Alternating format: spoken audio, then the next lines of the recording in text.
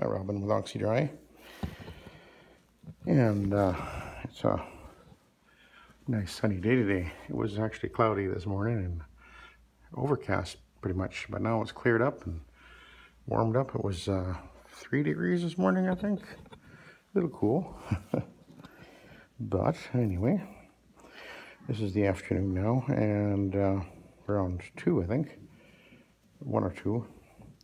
I can't remember what time it is, and I'm not going to look at my phone right now because I'm using it to record. Anyway, this carpet is, I'm not sure if the phone is picking it up all that well, but you can see considerable amount of gray, dingy blotchiness right here, and you can see an outline of obviously a sectional couch was here. And this is showing very definite signs, I would say, of wicking. This carpet has been steam cleaned. It has that dull, dingy, help me look. It's about 15 or 20 years old. It's a pretty old carpet, I think, judging by the color and the finish on it. I've got this living room, dining room there, and a bedroom over here. Everything's pre-vacuumed. I just did that. And in here, and again, kind of tired looking in here. And I pre-treated my pre-spray actually with my trigger, or my pressure sprayer in the main area up there. It's over there. Oops, turn the light. And I used the Von Schroeder before pre-spray, which is your surfactant, lowering the surface tension.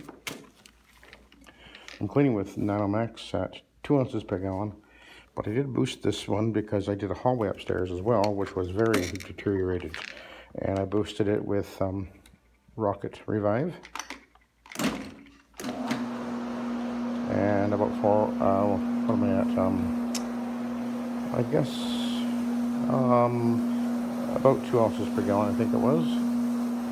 I know, anyway, and I've got a Oxy-Dry fiber pad. You can see the staining that was right there is disappearing before your very eyes.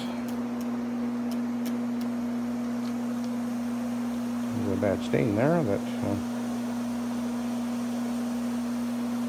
I think is gone. Okay, so most of the soiled areas on this carpet are in front of me. So I'm going to kind of go over this area fairly rapidly, and then I'll go back over it a little slower. I did work it in a little bit with my carpet roamer right there, rug roamer, I think they call that.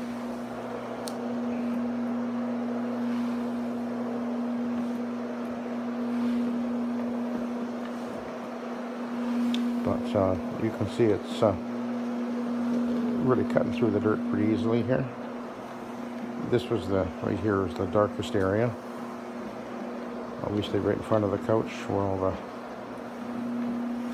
most of the sitting is done, I guess. But you can see I think you can see it's cutting through that pretty good. There will be some degradation of the carpet that will always be, like the carpet will be worn, and texture change and surface degradation that won't allow it to reflect light as a new fiber will. So even though it can be spotlessly clean, the carpet will often still look kind of dingy. And the way you can tell whether or not that's the case, as opposed to it being soiling, is when you put a bright light down on top of it. If that darkness, dinginess disappears, then you know it's a wear issue, not a soil issue. Actually, what was interesting is when I did the hallway upstairs, because I do have the spotlight on there, as soon as I started cleaning with my machine, I could see that most of what I was dealing with was wear, because it really brightened up and looked pretty darn good before I even cleaned it, just because of the light shining down on it. A very defined traffic lane in that hallway upstairs. But anyway, when you're cleaning carpeting, it helps obviously to understand what it is you're looking at. I mean, it's not, a carpet can look dull and dingy and kind of ugly and be perfectly clean. And being able to identify that appearance, well, that takes a little bit of experience, I guess. And when you get a few years, or in my case, a few decades under your belt, it becomes kind of obvious, I guess. Usually. Not that I can't make mistakes, I do. Okay.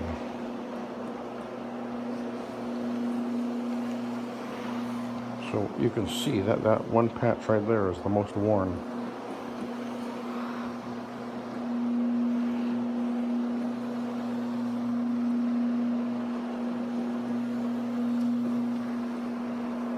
So I will continue on this side of the room.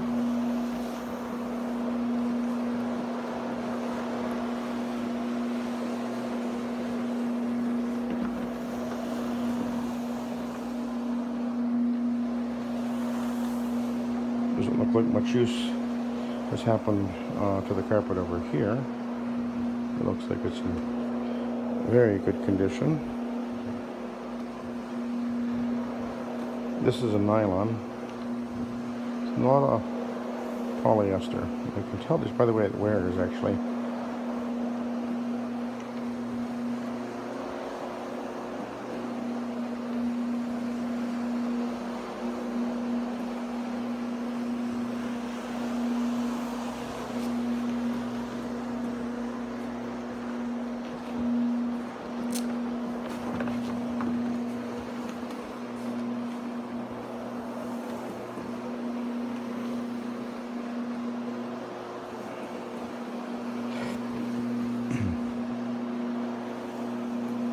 If you're new on carpet cleaning and you're just kind of getting going, one thing that I would recommend that you do that will really help you to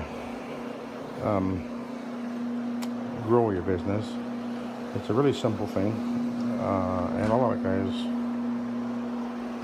kind of forget about this, I guess, and that is just think of the way you dress.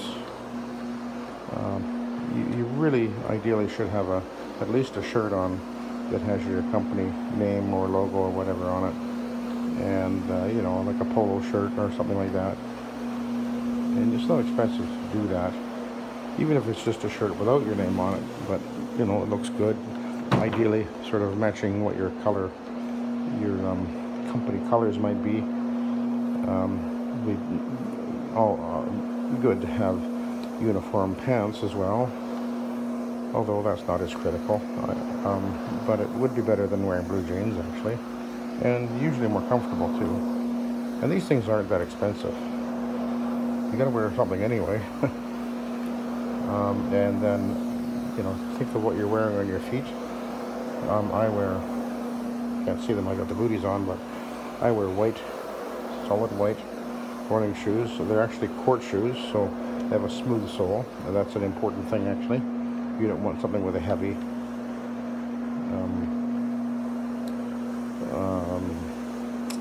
sole that has, you know, deep tread in it, because that makes it much more easy for it to pick up dirt or stuff, you know, junk when you're walking around outside. So that's why I have the running shoes that I wear are more of a smooth court shoe. You know, and make sure you shave. If you wear a beard, then keep it well trimmed and neat, and look like a professional, because I know there's a lot of guys that are in the YouTube channels are, you know, wearing shirts with you know, rock band on them or whatever, and running shoes that are, well, the thought of us how clean they look or anything like that. And I get that. I mean, if that's the image that you want and you don't really care how you look, well, then, well, that I think will really limit your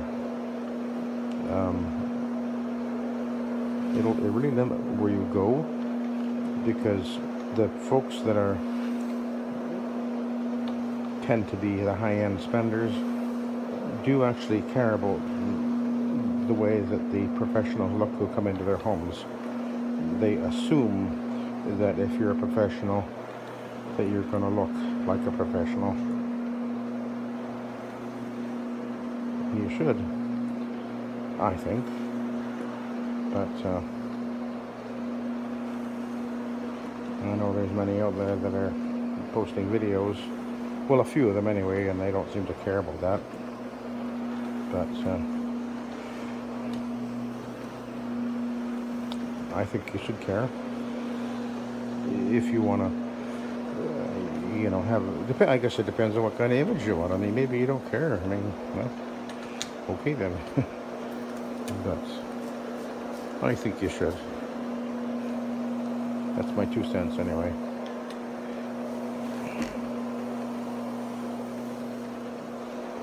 And of course, keep your equipment looking clean. And well, if you're a cleaner, you should have clean equipment, right? Wipe it down. Don't let it all get ugly. And when it starts getting deteriorated looking, well, either replace it or rebuild it. Like I rebuilt this one a few years ago, and had it powder coated, stripped it right down and had it powder coated, and just cleaned it all up. It's about 4 or 5 years ago now, I guess. It's still looking great. I just actually took in the bell housing for my CX-17, and I did a video about that because it was starting to get rusty around the bottom, and the Orbot as well. Hopefully I'll be able to pick them up within the next couple of days, maybe this week. I don't know if you can see, but there's some spots right at the edge of the fireplace there, and they seem to be coming out pretty good.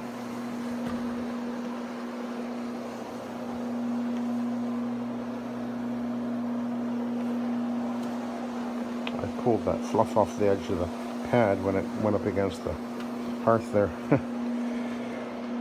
Okay, now this, I want to just go over this area right here a little bit more.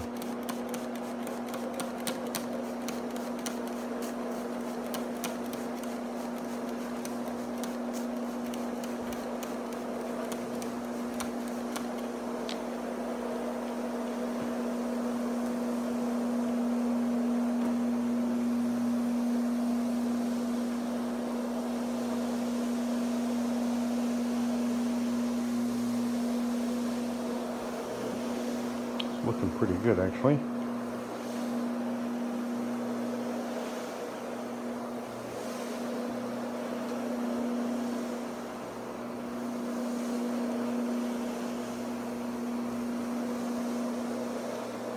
So the only thing I've used on any of these stains has been the B4 pre-spray and what I have in the tank, and I just used a little bit of, that's actually Windex on this one area right here.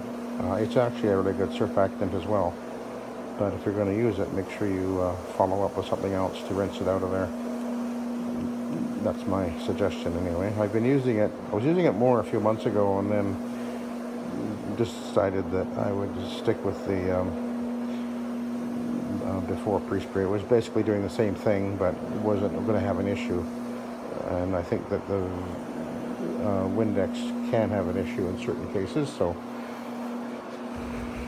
but if you follow it up with a good rinse, flushing, and I just applied more of my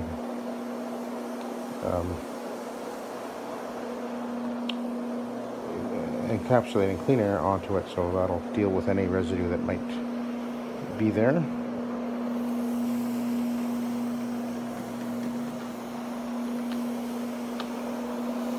And I want to go along this edge one more time, because this was really looking kind of degraded. Now the I should mention the Revive Rocket Revive actually has both citrus and it has peroxide in it as well.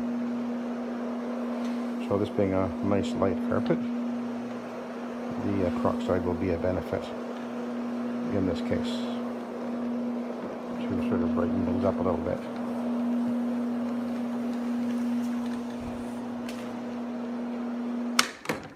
Okay.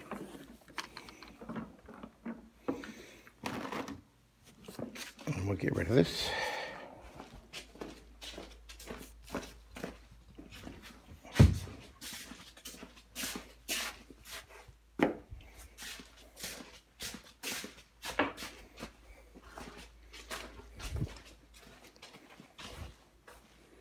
It's looking really good, actually.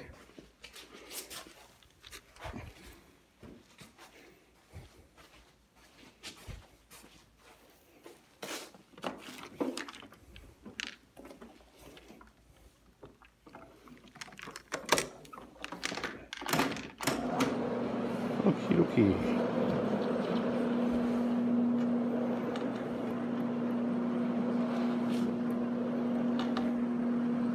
The colors are really coming back into the carpet. It's good for quite a few more years. This carpet's not very worn, actually.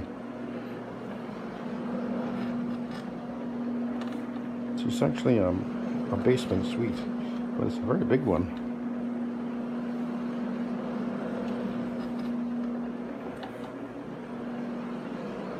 It's actually the whole, I guess it's the entire bottom floor of this house. It's a pretty big house, actually.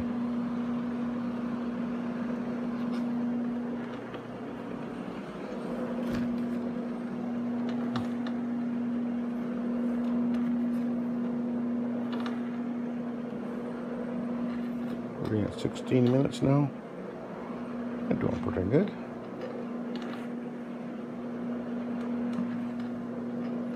Notice how nice and easily this moves. No effort. Just take a step. I'm going forward. Lift slightly, goes to the right. Push down slightly, goes to the left. No effort. Like power steering in a car. How are you doing that with the motor off, turning the wheel? It doesn't work so well.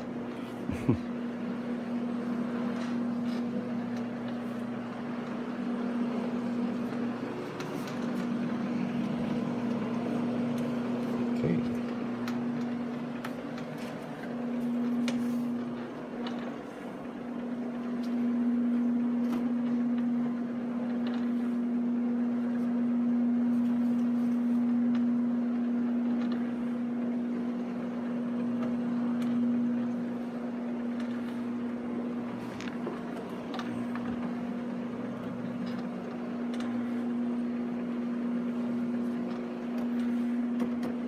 Kind of a nice color, this carpet. Sort of a beige yellowish with a hint of yellow in it.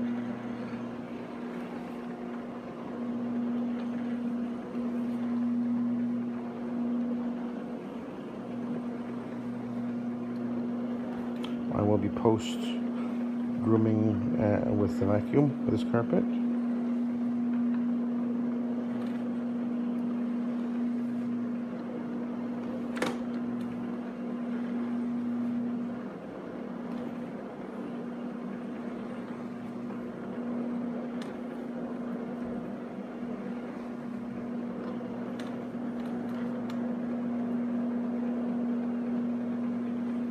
This is the most deteriorated spot in the carpet, right here.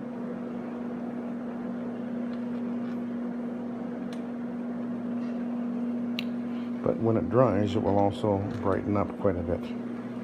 It'll never be as perfect as the area where it's never been walked on. That's not possible. But it'll look just wonderful. Especially once they get the furniture back where it normally goes. It'll look great.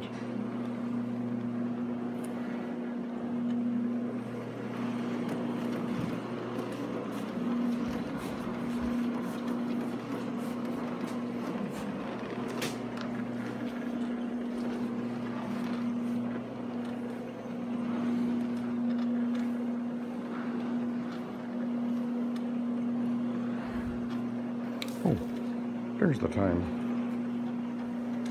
Okay, yeah, that makes sense. I was actually supposed to get to this job at 2, but I got out here a bit early.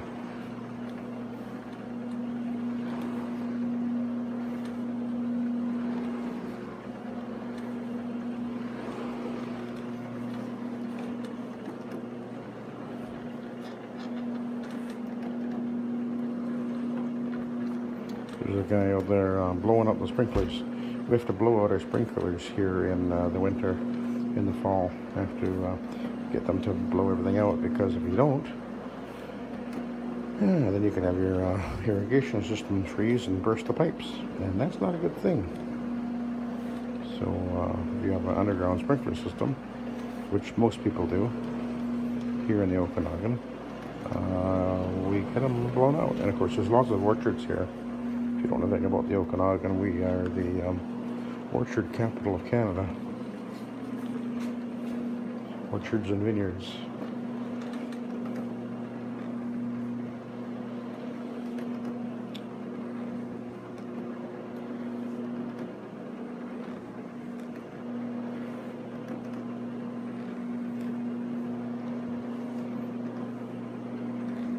This is actually a pretty darn big room, actually. It's 365 square feet, I think.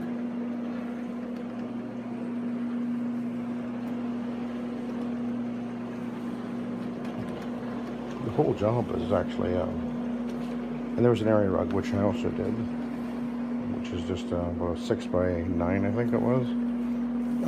It's hanging over the counter there. I put it over there. That's where he wanted me to put it. It's a shaggy thing. But anyway, the whole job is, plus the hallway upstairs, is about $600. Pretty decent sized job. But it's a pretty big area.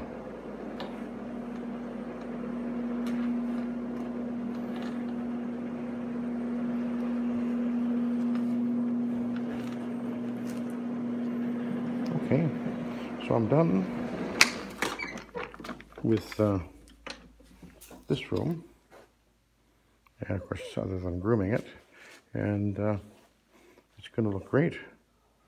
That's the actual darkest patch right there, and when I vacuum groom it, it'll look good, and as it completely dries out, it'll look wonderful. I don't mean it'll never look new, but it'll look like a really good cleaning job. Anyway, so there you go. I will continue on. I'll let you go. And thank you for watching, and have a good day.